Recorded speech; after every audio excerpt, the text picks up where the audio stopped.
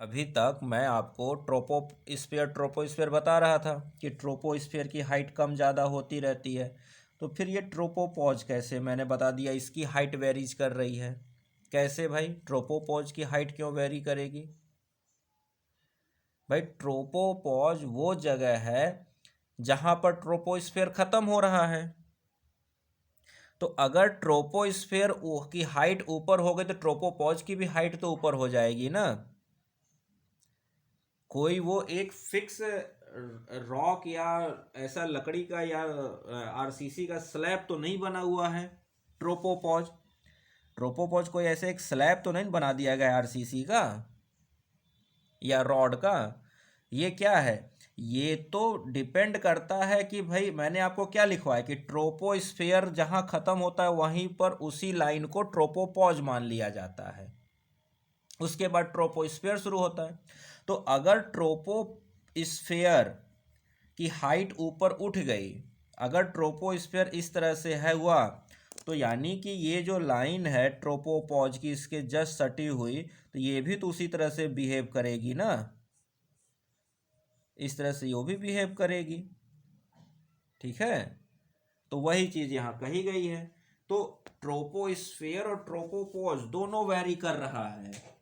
अगर यहाँ पर ट्रोपोपॉज मैंने इंटेंशनली लिखा है, मैं चाहता तो सिर्फ ट्रोपोस्फियर लिख देता तो भी आपका काम बन जाता, लेकिन फिर वही होता कि ट्रोपोपॉज से अगर क्वेश्चन बन जाता तो क्या करते आप?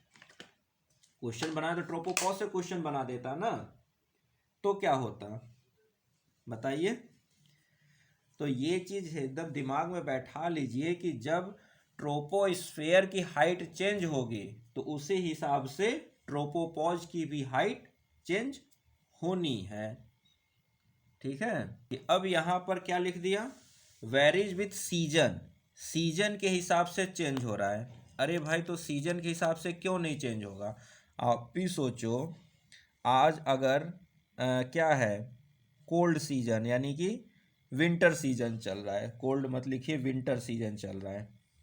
तो विंटर सीजन में तो टेम्परेचर डाउन है ना हमारे यहाँ।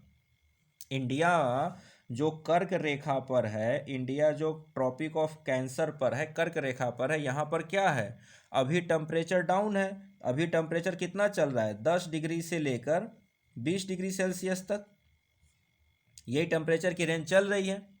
तो आपको क्या लगता है 10 डिग्री या 20 डिग्री सेल्सियस पे हवा इतनी गर्म होगी कि वो कन्वेक्शन करंट बनाएगी?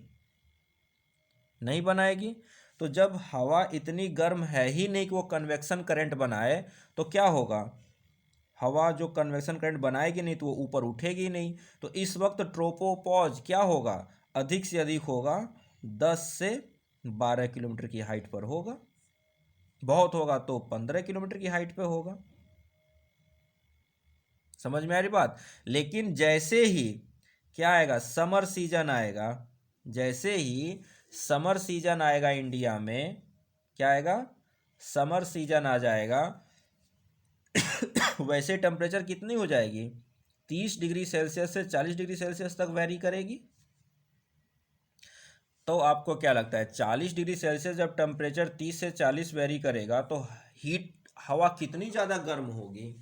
और जब उसके पास टेम्परेचर ज़्यादा रहेगा तो हवा गर्म रहेगी, हवा गर्म रहेगी तो मॉलिक्यूल्स के पास एनर्जी भी ज़्यादा रहेगी, तो वो मॉलिक्यूल ऊपर तक उछाल मारेगा, तो ये कन्वेक्शन करंट बना दिया। कन्वेक्शन करंट बना दिया तो क्या हो गया, ट्रोपोपॉज की हाइट बढ़ गई। कन्वेक्शन करंट जैसे ही बनाया वैसे ही ट्रोपोस्फियर की हाइट बढ़ी, ट्रोपोस्फियर की हाइट बढ़ी तो ट्रोपोपॉज की हाइट बढ़ गई। तो सीजन के आधार पर क्या करता है, इसकी हाइट कम ज़्यादा होती रहती है। विंटर सीजन में टेम्परेचर कम तो कन्वेक्शन करंट ही नहीं बनेगा, एयर के पास उतनी एनर्जी ही नहीं है कि वो इस तरह से मूवमेंट करे पार्टिकल्स, तो क्या होगा, ट्रोपोस्फियर की हाइट कम, यानी ट्रोपोस्फियर मतलब ट्रोपोस्फियर के साथ ट्रोपोपॉज जुड़ा हुआ है तो उसकी भी हाइट कम। फिर क्या लिखा है, लैटिट्यूड, तो लैटिट्यूड तो अभी बताया आपको, बताया ना कि इक्वेटर पर क्या है, ये 0 डिग्री इक्वेटर ही तो है, और ये लैटिट्यूड ही तो है, और ये 90 डिग्री ये भी तो इक्वेटर है ना एक, भले वो पॉइंट ही क्यों ना हो। तो बताया तो कि यहाँ पर 8 किलोमीटर और यहाँ पर 18 किलोमीटर की हाइट।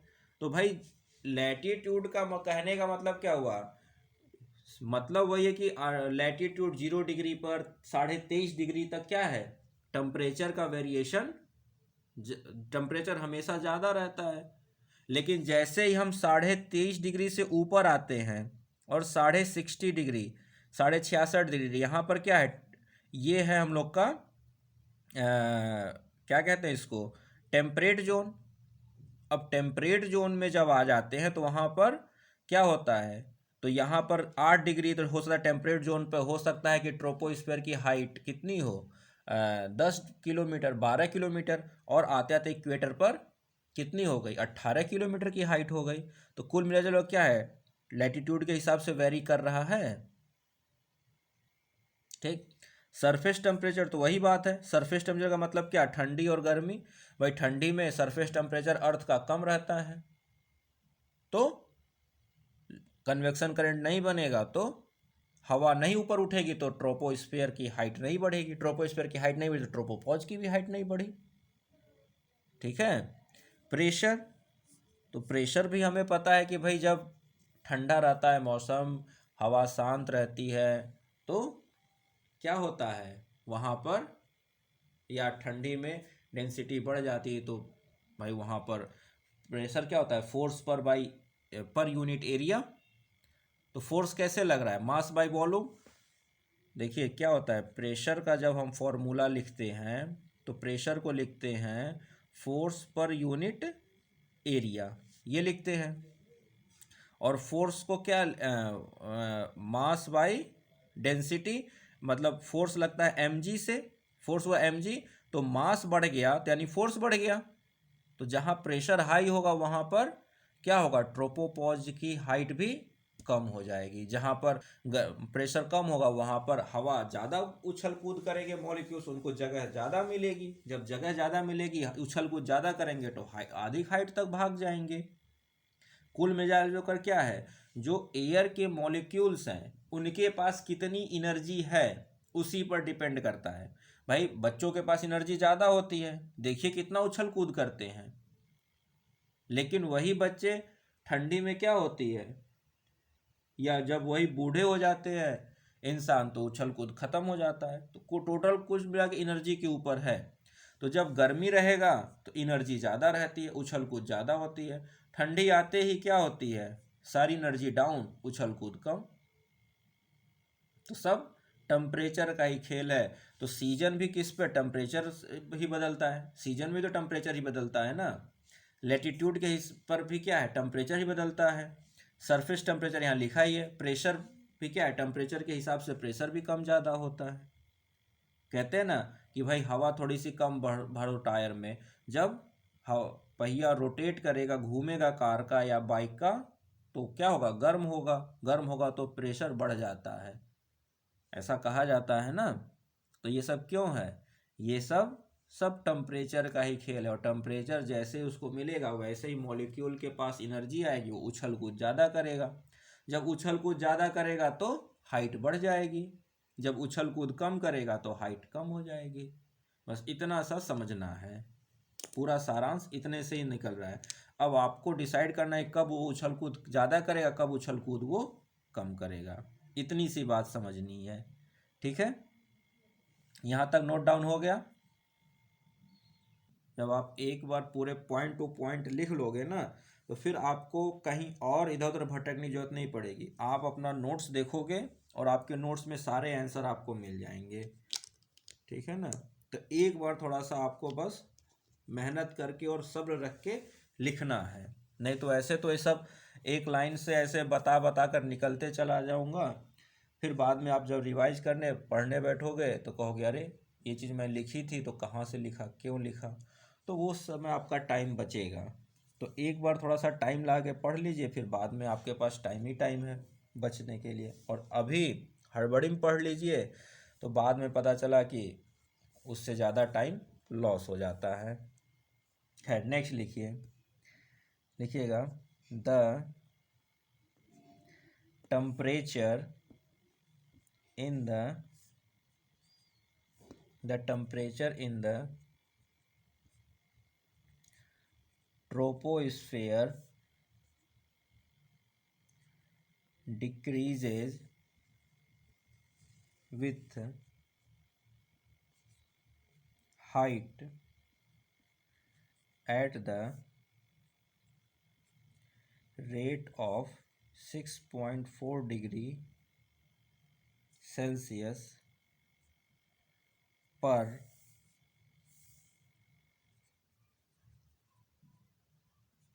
1000 meters। यानी कि क्या हुआ, यानी कि लिखिएगा दिस डिक्रीज, दिस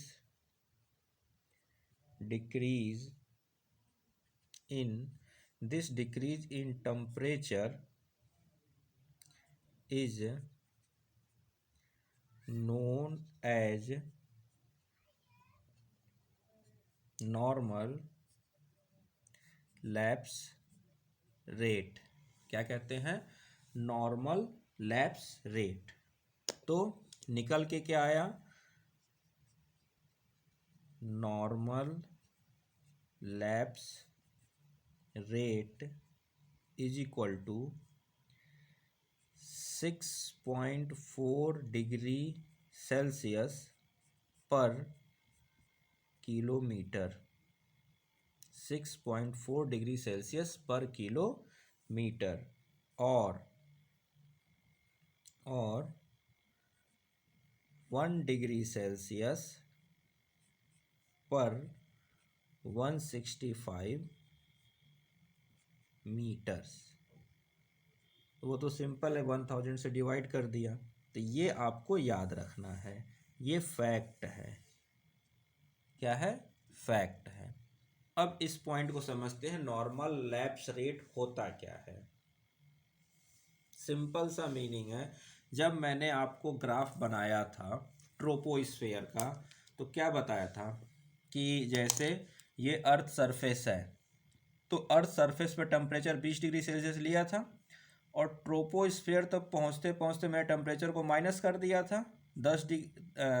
10 किलोमीटर की हाइट पर टेम्परेचर कितना दिखाया था, एक बार जाकर उसको देखिएगा। तो यहाँ पर लगभग मैंने -60 के आसपास दिखाया था।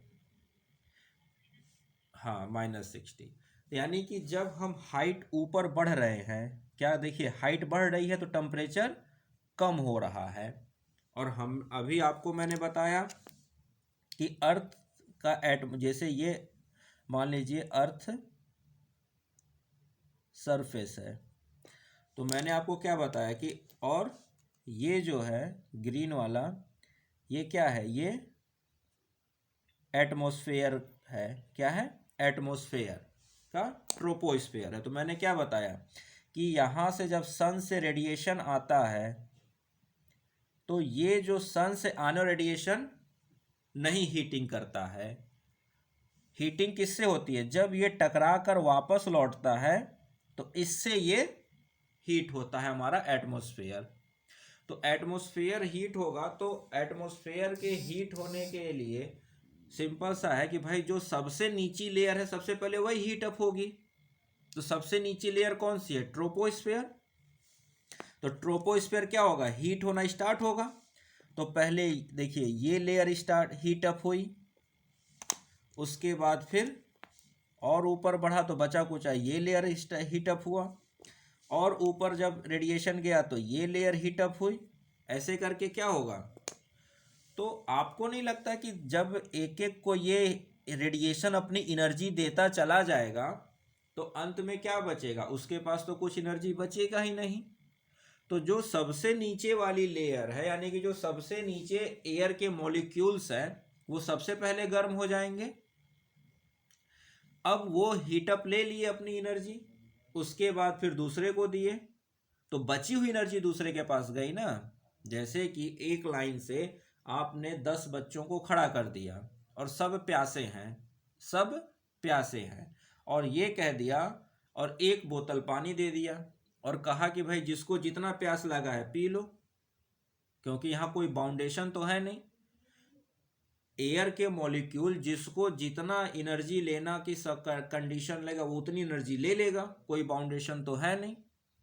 तो आपने अगर एक लाइन से 10 बच्चों को खड़ा कर दिया इस तरह से और कहा कि भैया 1 बोतल पानी है, इस 1 बोतल पानी में सब बच्चे अपना अपना एक एक करके पीते चले जाओ, तो एक ने पिया तो बचा हुआ दूसरे ने पिया, उसके बाद तीसरे ने, तो ऐसे करते करते 10वें के पास तक तो क्या बचेगा, शायद ही पानी बचे। उसे हिसाब से जैसे जैसे ये हीट ऊपर जाएगी वैसे वैसे अपना हीट लॉस करती जाएगी, क्योंकि एयर के मॉलिक्यूल्स उससे हीट लेते रहेंगे। तो जब और ऊपर बढ़ेगी तो एक समय ऐसा है कि उसके पास हीट टेम्परेचर देने के लिए कुछ बचेगा ही नहीं, उसके पास उसकी हीट खत्म रहेगी। इसका मतलब है कि जब हम हाइट में ऊपर बढ़ रहे हैं तो हम क्या कर रहे हैं, टेम्परेचर डाउन हो रहा है। तो जब नॉर्मल कंडीशन रहती है, क्या नॉर्मल कंडीशन रहती है जो माना जाता है, उसमें ये देखा गया कि अगर हम 1 किलोमीटर हाइट पर गए, यानी कि अगर हम यहाँ सरफेस पर हैं, कहाँ पर हैं, यहाँ सरफेस पर हैं। अब इस सरफेस से जब हमने क्या किया, मान लीजिए कोई एरोप्लेन है, उस या हेलीकॉप्टर है, इस हेलीकॉप्टर से हम ऊपर उठना शुरू किए। जब हम 1 किलोमीटर की हाइट पर आ गए, क्या 1 किलोमीटर की हाइट पर हम आ गए, तो यहाँ से यहाँ पर जब हमने टेम्परेचर देखा तो देखा कि अरे यहाँ तो 20 डिग्री सेल्सियस था, और यहाँ पर कितना हो गया, यहाँ पर हो गया 13.7 डिग्री सेल्सियस टेम्परेचर। कितना हो गया, 13.6, तो 6 मान ली एग्जैक्ट अगर 13.6 हो गया, यानी कि 1 किलोमीटर की हाइट पर 6.4 डिग्री टेम्परेचर कम हो गया। तो इसी टेम्परेचर कम होने के रेट को लैप्स रेट कहा गया। लैप्स का मतलब क्या होता है, घटना। लैप्स का मतलब नुकसान होना, घटना, ठीक है। तो 1 किलोमीटर में यानी कि 1000 मीटर में कितना, 6.4 डिग्री सेल्सियस टेम्परेचर कम हुआ। तो 1 मीटर में कितना कम होगा, ऐसे भी निकालते हैं या इस तरह से भी निकालते हैं कि 6.4 डिग्री सेल्सियस कम हुआ 1000 मीटर में। 1 किलोमीटर का मतलब 1000 मीटर, तो 1 डिग्री कितने में कम हुआ, 1000 अपॉन 6.4, तो कितना आया 165 मीटर। तो जब मीटर से आपको पूछेगा तो आपको आंसर देना है कि 1 डिग्री सेल्सियस एवरी 165 मीटर, और जब आपको किलोमीटर में पूछेगा तो 6.4 डिग्री सेल्सियस पर किलोमीटर। ये आपका लैप्स रेट है। लैप्स रेट समझ में आया। लैप्स रेट का मतलब वो रेट, वो स्पीड, जिस स्पीड से टेम्परेचर कम होता है। आप कहते हो ना कि मैंने आज बाइक चलाई 100 किलोमीटर प्रति घंटा पे, तो वो क्या हुआ, आपकी वेलोसिटी यानी कि आपका रेट ही तो हुआ, डिस्टेंस ट्रेवल करने का रेट ही तो हुआ वो, कि आपने 1 घंटे में 100 किलोमीटर आप चले गए।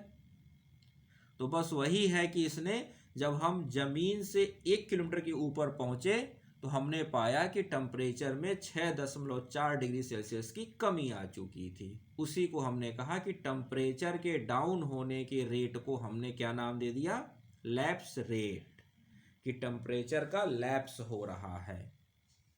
ठीक, समझ में आई बात। नेक्स्ट पॉइंट लिखिए, नेक्स्ट पॉइंट लिखिए, लिखिए the troposphere, the troposphere is marked by temperature inversion। अब एक ये नया पॉइंट ना आपने देखा, टेम्परेचर इन्वर्जन नया टर्म है। तो टेम्परेचर इन्वर्जन एक पूरा न्यू टॉपिक है, उसको हम लोग वहाँ पर पढ़ेंगे। ठीक है, टेम्परेचर पूरा अपने आप में एक टॉपिक है, ठीक है ना। इसको हम लोग वहाँ पढ़ेंगे तो वहाँ आपको बताऊंगा टेम्परेचर इन्वर्जन होता क्या है। ठीक, टेम्परेचर इन्वर्जन, टर्बुलेंस एंड ईडीज। ठीक है, तो ये सब कुछ हम लोग समझेंगे के करके। यहां तक लिख लिया। नेक्स्ट लिखिए ट्रोपोस्फेयर के लिए। हाँ, नेक्स्ट पॉइंट लिखिए ट्रोपोस्फेयर के लिए। लिखिएगा, it is also called the convective region, comma, various types of clouds,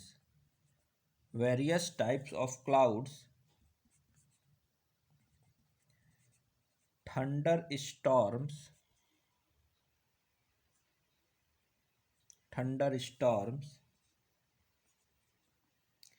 cyclones,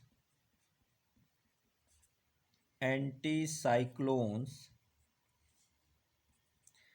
storms, precipitation,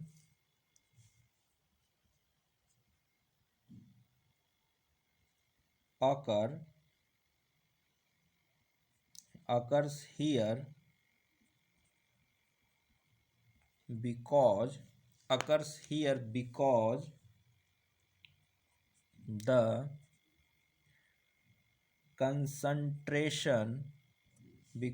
the concentration of almost all the water vapor, comma, solid particles,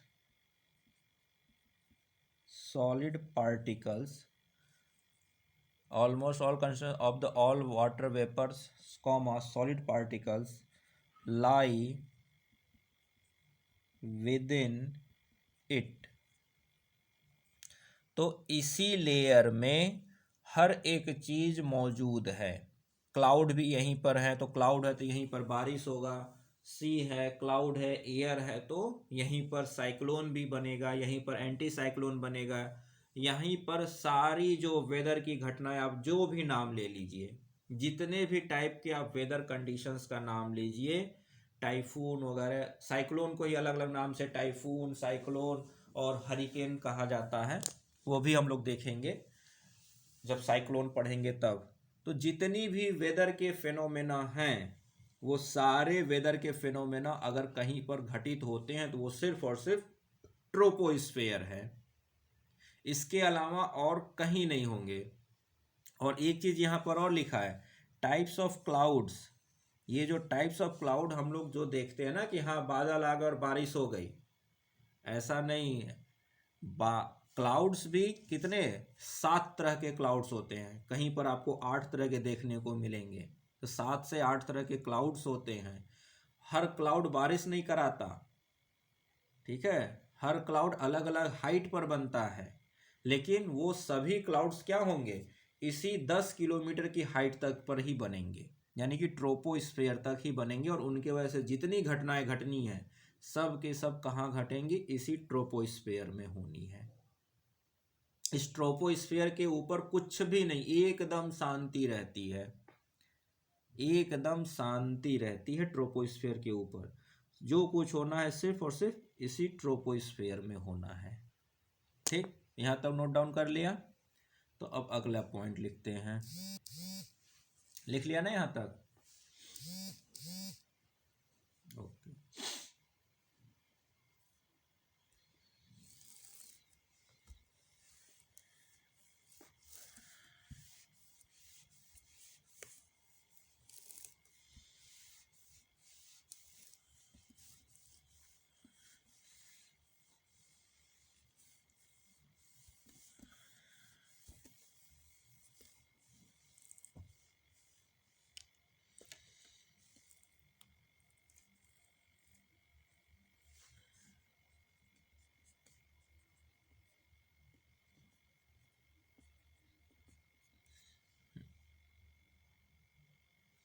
अब troposphere में next लिखिए